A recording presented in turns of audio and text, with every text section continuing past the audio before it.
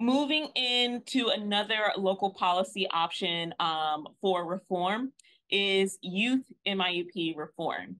So we saw a significant victory last year in the omnibus package that passed out of Congress. So the Omnibus Consolidated Appropriations Act of 2023 enacted the first ever nationwide change to the inmate exclusion by authorizing Medicaid and CHIP to cover certain services provided to eligible youth. So what would the policy do? Essentially, the law would require states to cover case management for youth who are incarcerated during the 30 days prior to their release and for at least 30 days following their release after adjudication, including referrals and services. Some diagnostic and screening services are covered as well, including behavioral health screenings in the 30 days prior to release or immediately after release. It also gives states the option to offer Medicaid-covered services to youth who are incarcerated pending disposition of charges. So this is really a two-way win for us. It covers that reentry population, but it also covers individuals who are in pretrial status or youth who are in pretrial status.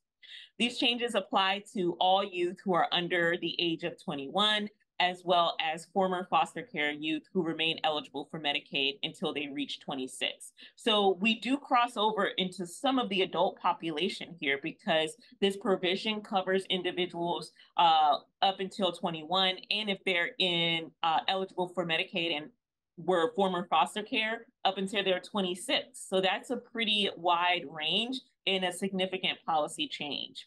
So this policy change affects people who are in jails and state prisons, in addition to youth correctional facilities. So if you are in a local jail, you could leverage this policy to provide Medicaid services to pretrial detainees and those re-entering their community as of January 2025. So we have about a year before we can begin to implement this policy.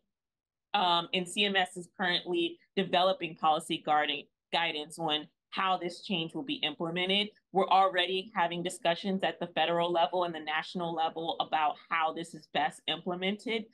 So now is the time to be thinking, working with your state to adopt this policy. As with all federal policy changes to Medicaid, they are state options. So the federal government doesn't typically mandate that states make these types of changes to their Medicaid programs. So you want to ensure that Michigan is really on top and willing to implement this policy, and you guys are starting to make plans to implement this starting in January 2025.